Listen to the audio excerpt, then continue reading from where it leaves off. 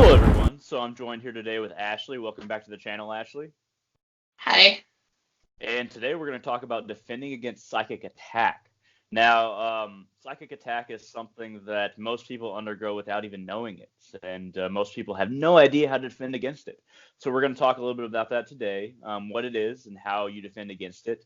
So the first topic we're going to talk about, or first subtopic, is what is psychic attack? Now, psychic attack to me is very much energetic.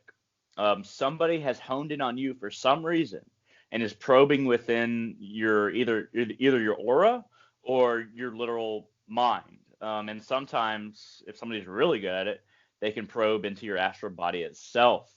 Now, psychic attack is it's something that somebody has very specific weaknesses in. Sometimes we're very susceptible to certain kinds of psychic attack, whether it be vampiric, parasitic, whether it be somebody just kind of giving us the evil eye and taking a little bit of energy, or perhaps even just somebody that brushes against us or is around us when we're going throughout our day and just gathering a little bit of our energy. So, Ashley, my question for you is, what is psychic attack to you? Is there anything you can shed light on in that area? Well, everything that you mentioned, I definitely agree with. Sometimes there's also a more subtle form of psychic attack that people can do, which is they'll start maybe gossiping about people, and they'll even just unintentionally put a lot of negative thoughts and like obsessively think about people. That can happen a lot. Like I've been under psychic attack when I've had falling outs with people, and I don't think they intentionally were psychically attacking me. They just were ruminating on me to the point where I had physical manifestations, things like So a that. lot of the time, they might not even intend to attack you psychically. They might not actually intend to send that your way, but they end up doing it because of what they're thinking about, and their energy is so fierce and so focused on this that it happens. Yeah, so it's kind of like, well, we have these different parts of our subtle energy bodies. And so, like, on a mental realm, if people are just ruminating on a person, they are going to mentally, psychically attack them. Now, we can, people can do it from a magical, like in ritual, they can do it that way also, and it can be more intentional. But I guess the gist is that it can be unintentional or intentional, either way, mental, emotional. They can do it with different aspects of their essence also. That makes sense because most people are in tune with their energy body in one way or another, and they're constantly acting with that energy body, whether they know it or not. So the next subtopic is how to tell if you're under psychic attack. Now, sometimes I found that my energy will just be a little bit low. I'll feel self-conscious or unsure or nervous in a situation that I shouldn't feel nervous in, or just in general throughout my day, and I will feel this subtle piercing into my aura in a way when I focus on my energetic body, not my material body. So, are there some ways that you could share that show, how somebody would know that they're under psychic attack? Yeah, so when I've been under psychic attack, I've had it manifest in either subconscious or conscious ways. So like I will have dreams that are really um like like it's almost like somebody's getting in. It's like they're reaching with energetic tentacles into my subconscious, and um it's like I'll have bad visions, all different types of things like that on a subconscious level. Also, from a more conscious place, I will have thoughts that I know just aren't really mine. And it's like I will be picking up from the person that's psychically attacking me. Also, it's almost like throughout the collective conscious, if somebody's psychically attacking you, they can affect how others treat you. So, like, you'll be interacting with somebody, and, like, say your mom or a cashier, and they might come at you with a very similar energy as the person who's psychically attacking you. They might say something that's just kind of out of the blue and it's really weird. And it's like, why would that person in this moment say something like that? Like their cashier, just real random stuff like that. That's how I kind of piece it together when I'm under psychic attack. And I look for signs in the universe. I also look for physical manifestations. So, like, if I suddenly have, like, if my back goes out, or if I'm suddenly fatigued all the time, like if I have physical ailments. Also, like if I get into a fender bender, something like that, I look at like, is that me or have I been high vibrational lately? And then like I got in a falling out with somebody and then all of a sudden something manifests. Then I think it's usually more psychic attack. And then, here's the question that I actually don't have a definitive answer for. How do you tell the difference between a physical ailment or a physical something that's going wrong with you physically compared to being under psychic attack? Because most of the ailments that we get from psychic attack are just things that could also be physical. Is there like a definite way to tell you're under psychic attack? I mean, as far as I'm concerned, I can't really come up with one. But do you think that there's a definite way you can tell if you're under psychic attack? Well, when I've been under psychic attack, there was an intense energetic exchange with a person, and I knew that they were putting a lot of energy towards me for about 2 to 3 months. Basically, I had a falling out with an older woman, and she was a real psychic negative lady. I don't know if she did anything magically towards me or if it was just from her ruminating on me, but I developed a real sudden physical manifestation that I had never developed before at any time. And it cleared up as soon as I did some workings to cut my energy off from that person. And it was like a false alarm, but it did manifest and it was very sudden and it was something I had never experienced before. So that's one clue usually, is if it's something you've never experienced and you're not doing anything physically or mentally or habitually to manifest that symptom within the physical body. Obviously, if you smoke cigarettes and you have a chronic cough, that's not psychic attack.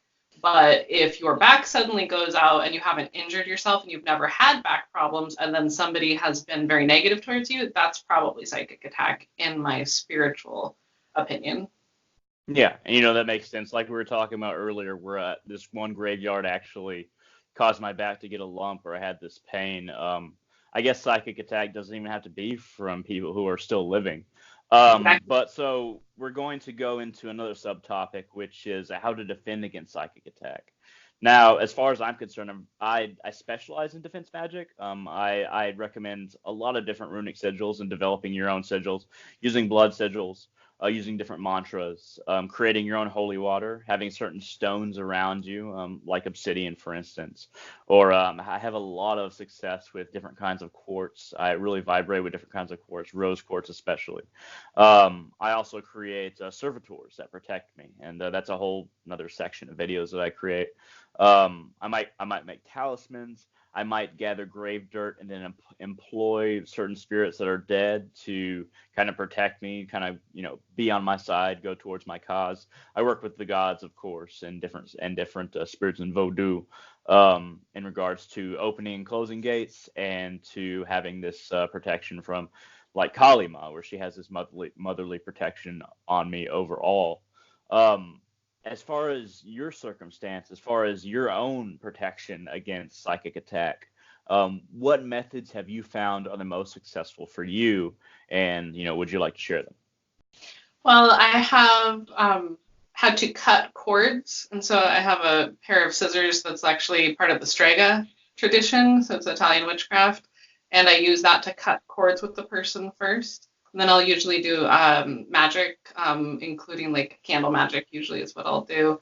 Sigils are good. What else? I mean, you have a lot of videos on all of that type of, all of those practices. What I usually do is I will wear like talismans a lot. Also, there's a shamanic thing that you can do with black kyanite. Oh, I can put that up against. There we go. So like you put that black kyanite comes from the time of like Pangea, I think that's how you say it, when all of the continents were together. It's a very ancient stone, and it's one of the only stones that can clear and ground at the same time. And basically, if you wear that on you, like you can't be psychically attacked, I've found. Like as an empath, if I wear that, I'm good.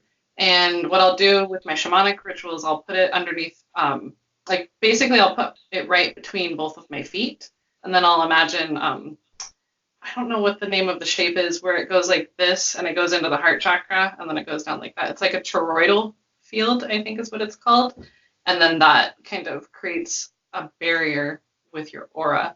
Also, white light. I do like a lot of meditation with white light, and I'll create a barrier and a shield. But first, I cut the cords with like an actual magical ritual. So two things that are basically necessary in everything that we've mentioned is honing your willpower, making your willpower stronger, being able to direct it in a focused way to where you're not constantly thinking about something else. So meditation definitely helps in that. Being able to visualize your goal, visualize what you want something to perform, or even directing your own internal energy into something, whether it be your eyes closed or open. But your focus is necessary for everything that we've mentioned. Everything in magic, your focus is necessary. Yes. And your intention must be sure as well. If it isn't, then you're not going to get the proper results. So, when it comes to willpower, how have you honed your own? Like I mentioned meditation, of course. Is there anything you'd like to add to that? Well, I do meditation. Obviously, I don't want to sound redundant, but I also write out affirmations, and I will always put things in a universal consciousness format to where the universe can understand it. It doesn't understand negative, so I won't put like, I don't want to be psychically attacked. I will write out an affirmation that is, I intend to be safe and guarded and shielded in all settings. Or I am safe. I am guarded. I am safe. Yeah, I am affirmative. Yeah. Whatever your subconscious can believe. So when you use an I am statement, it's very, very positive because you're owning the intention. But sometimes our conscious mind will get in the way. So if we use I intend or I command, then your subconscious will say, okay, well, it leaves like some You open command it, but it doesn't necessarily mean it'll happen. Yeah. That's why it's definitely good to have affirmative statements. Yeah, so you use those statements so that it bypasses the subconscious and it gives some time for the conscious mind to accept what you're telling it to do. And then you just use your strength of will. All of these tools are just energetic tools that help us focus the intention, but really we don't need the magic necessarily because the magic is from our mind. Like it's our mind focusing through the energetic things, our tools that we're using, just like being a psychic, Yeah, we don't necessarily need the tools of the external things if we know how to do it internally. They're helpful. Another side to meditation is visualization. And now, for instance, when I'm creating holy water, I will, of course, grind up Himalayan pink salts. I will mix it with purified water, and I'll let it sit for a while. Maybe add some rose water, maybe add some rose petals or some other kind of flower. But then after I let it sit for a while and everything's mixed together pretty well, I'll place it before me. Then I'll assume a meditative stance, and I'll put my hands like this, and then I'll close my eyes and direct my fingers into that water. And I'll close my eyes and I'll visualize this white light coming from my third eye into my fingers, maybe this way, or directly to my fingers, and then going from my fingers into the water. And then I'll keep on holding that visualization. So it's very important to be able to practice enough to where you hold this visualization. This is why meditation is very important. Otherwise, visualization is not going to be effective. So I keep on visualizing that and that white light coming from me into this water and my intention focus as well. And then after a certain amount of time, then that water is charged by my own energy. It's me directing my energy into that water to create holy water after having these base components of purified water, Himalayan pink salt, and rose petals or rose water. And then that water is charged at that point, and I kind of fling that on my walls, my floor, my ceiling, whatever, just a little bit, put my fingers in it, and everything will be blessed. So that's just one way you can use meditation visualization. Of course, when creating a servitor, you have to picture the whole birth of a servitor and write the whole contract. Make sure that you have everything that the servitor is going to do. Make sure you have an image of what it looks like spiritually, not just manifested before you materially. But visualization is the other half to magic when it comes to a prerequisite along with meditation. There's a lot of herbs that I found are very cleansing that defend against psychic attack. I use white sage. I also use mugwort from time to time, but that's when I'm trying to gain a little bit of insight. I use mugwort. I might use Palo Santo or Santo Palo. I always get those two words mixed up. Pretty sure it's Palo Santo. Yeah, I always get those two words I mixed could up. So I could do it too because I do that yeah, same. I'm not sure because I mean, like, it feels like I made a bunch of videos where I said it the wrong way and then I said the right way. But that's sacred wood that I burn, and then I might even burn some lavender seeds, and of course I have my dragon's blood incense, frankincense. But I think that the white sage and the mugwort and the palo santo are very very sacred. You can just burn them and kind of use a feather to kind of anoint yourself with. But that also clears a space. That also creates a safe space within your environment. Yes. And I'd highly, if anybody's meditating or if anybody feels like they're in danger in their place of existence, their home, then burning something like that and knowing that it's cleansing will help in a minor sense. Well, I was going to say also when you're using something like sage, for example, you are calling upon the ancestors that have used that same herb for generations and generations. Also, just in using it, you're calling upon the ancestors, but then you can literally call upon your ancestors and even just the collective ancestors to help protect you and shield you from psychic attack because we have a lot of energetic forms on the other side that are willing to guard us, and we just have to call upon them too. So there's that. And I love to use herbs that have been used traditionally because I love to work with the ancestors also. So So the spirit elder of a certain herb, because we know that plants have souls as well. The spirit elder, animals, plants, humans, but plants have the spirit elder that our elders might have had a lot of contact with, and you can exactly. kind of invoke that ancestral connection. Those connections are never lost.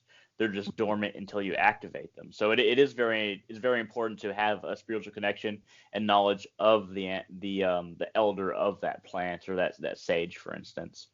I've had less luck with metals and stones. I would say that obsidian is one of my major. Like for instance, I had this whenever I'm feeling especially weak, and this might not even be from psychic attack, but it can be.